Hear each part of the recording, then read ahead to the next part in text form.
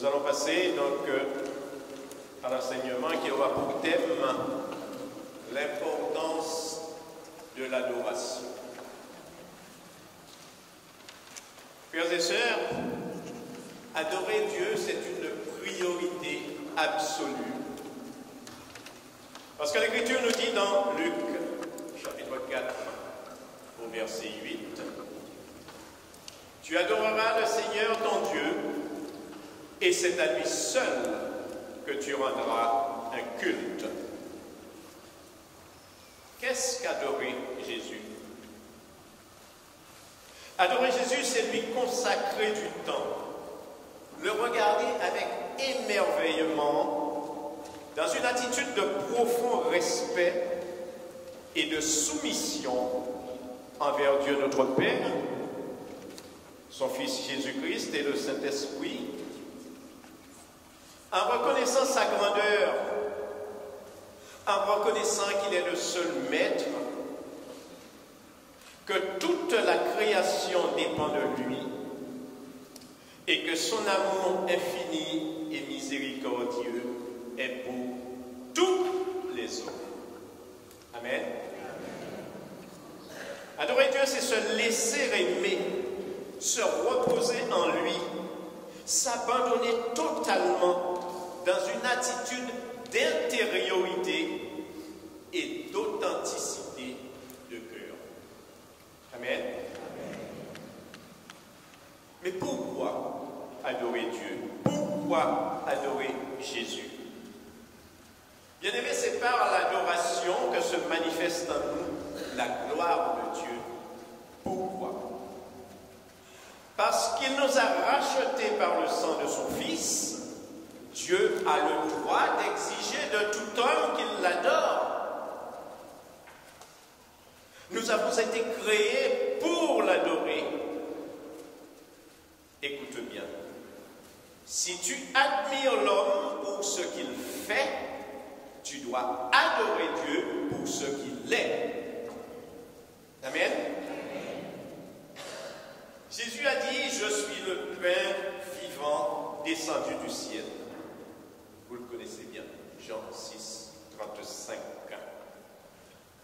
Parce que lui seul est digne d'adoration et de louange, de reconnaissance et de gratitude.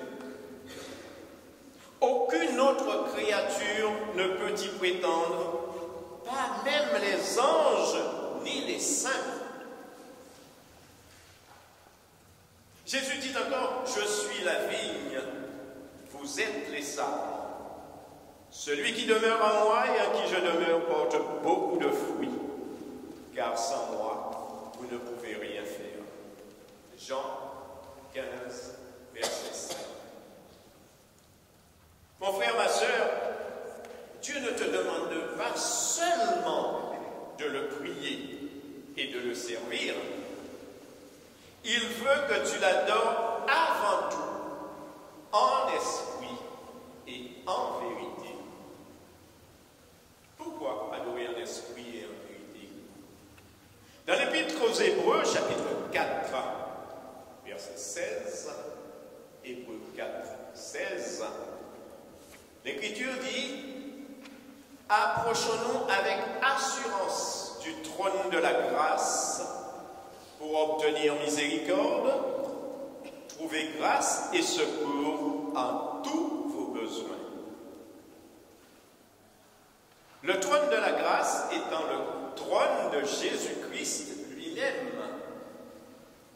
Mais comment nous en approcher? Nous pouvons nous approcher par l'adoration eucharistique.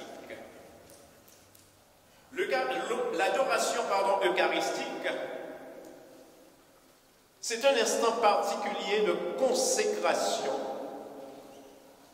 où notre être tout entier, y compris notre âme, exposée devant le Saint-Sacrement, se laisse saisir par l'amour miséricordieux du Christ pour être guéri et transformé à son image.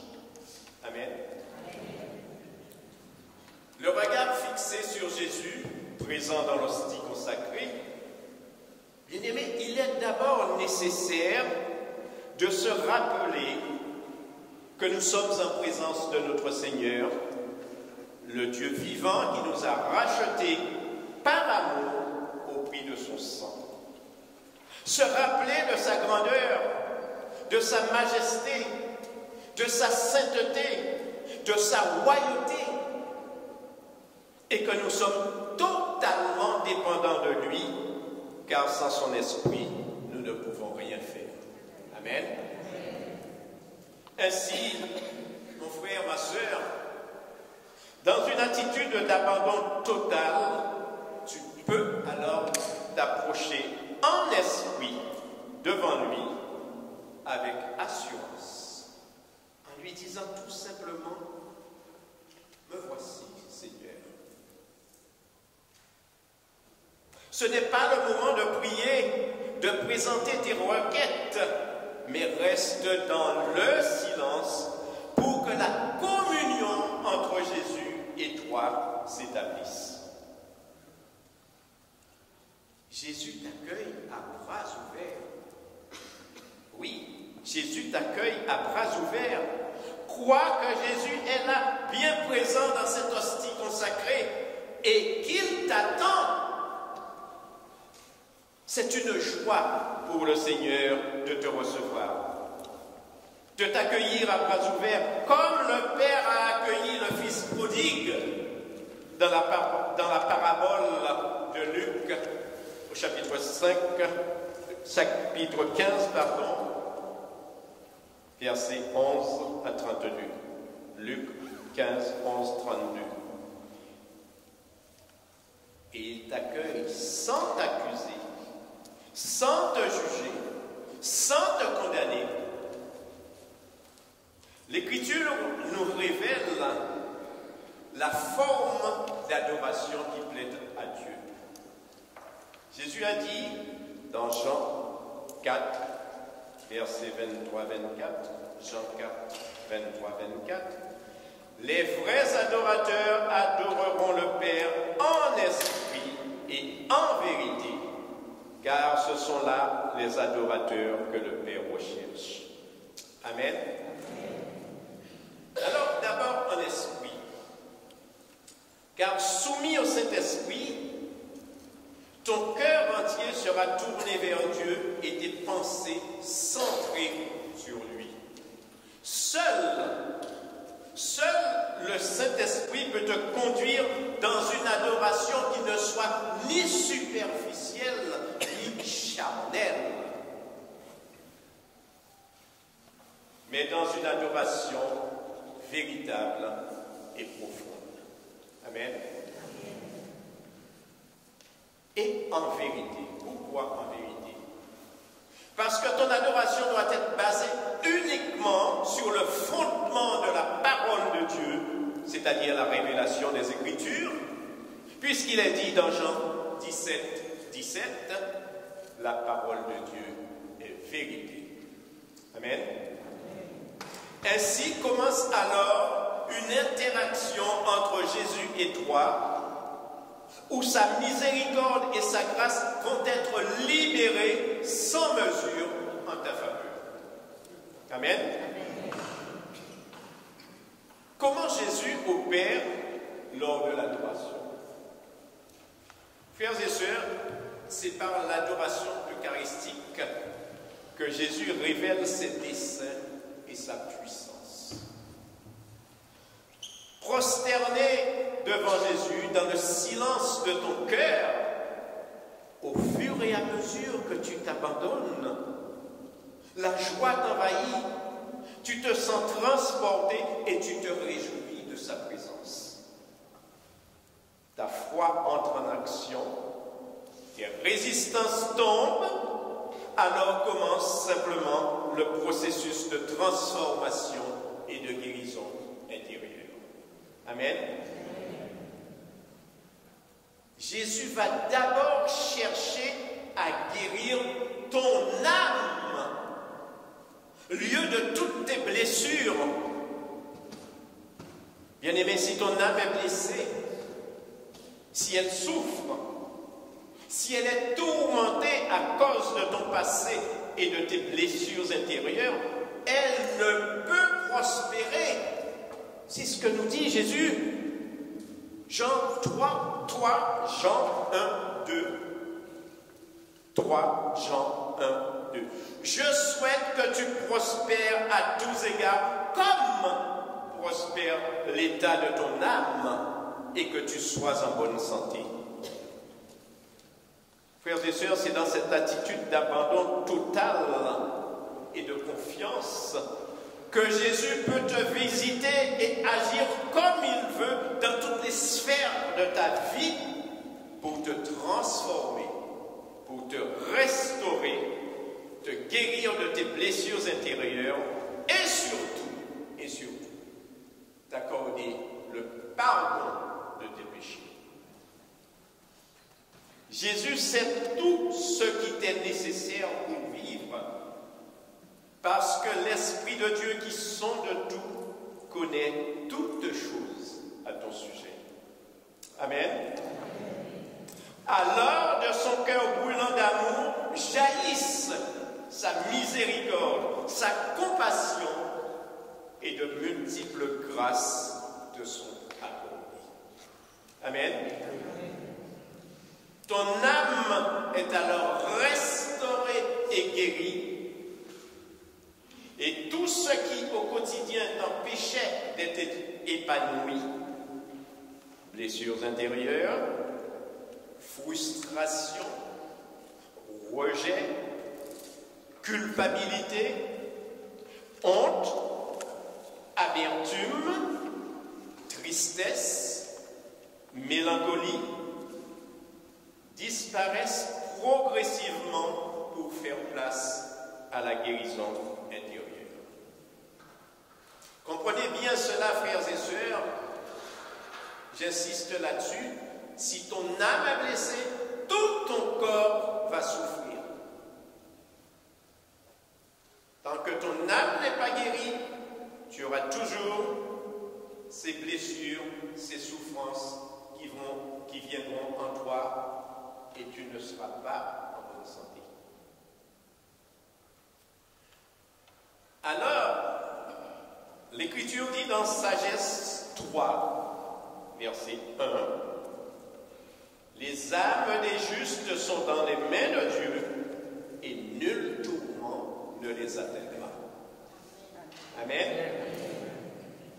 Tu te sens aimé et consolé par Dieu et non plus rejeté de tous. Frères et sœurs, souvent nous pensons que Dieu agit dans le spectaculaire ou dans le visible, mais de grands miracles s'accomplissent aussi dans le silence et de manière invisible. Mon frère, ma sœur, quoi qu'il a agi et rend grâce, toujours grâce à Dieu notre Père, au nom de Jésus, puisqu'il est dit dans 1 Thessaloniciens 5, 18. 1 Thessaloniciens 5, 18. Rendez grâce en toutes choses, car c'est à votre égard la volonté de Dieu en Jésus-Christ. Amen. Quels sont les bienfaits de l'adoration? Nous pouvons noter, entre autres, que l'adoration nous fait prendre conscience de nos faiblesses. Elle change notre regard sur nous-mêmes et sur les autres. Nous les voyons avec le regard de Jésus. L'adoration purifie nos cœurs et nos pensées. Elle nous remplit de joie et de paix. Elle augmente notre foi et nous devenons de plus en plus fidèles à la parole de Dieu et à ses commandements. Amen.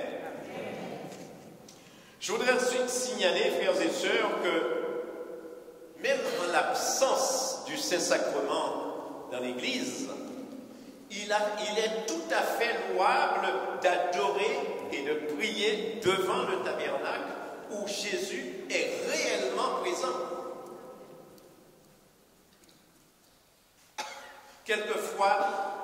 lorsque nous faisons l'adoration, ici le Saint-Sacrement est exposé. Mais lorsque vous allez à l'église, le Saint-Sacrement n'est pas forcément exposé, mais Jésus est présent dans le tabernacle. Amen. Ce qui est important, c'est la disposition de notre cœur, aimer et se laisser aimer, s'unir et se laisser transformer. Amen.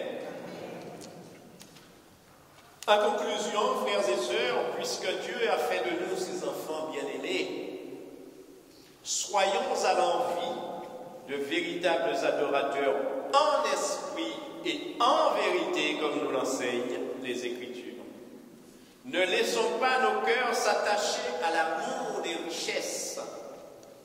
Tournons-nous toujours vers notre Père céleste. Lui qui est bon nous le revaudra. Notre récompense sera grande dans le ciel, où nos noms y sont déjà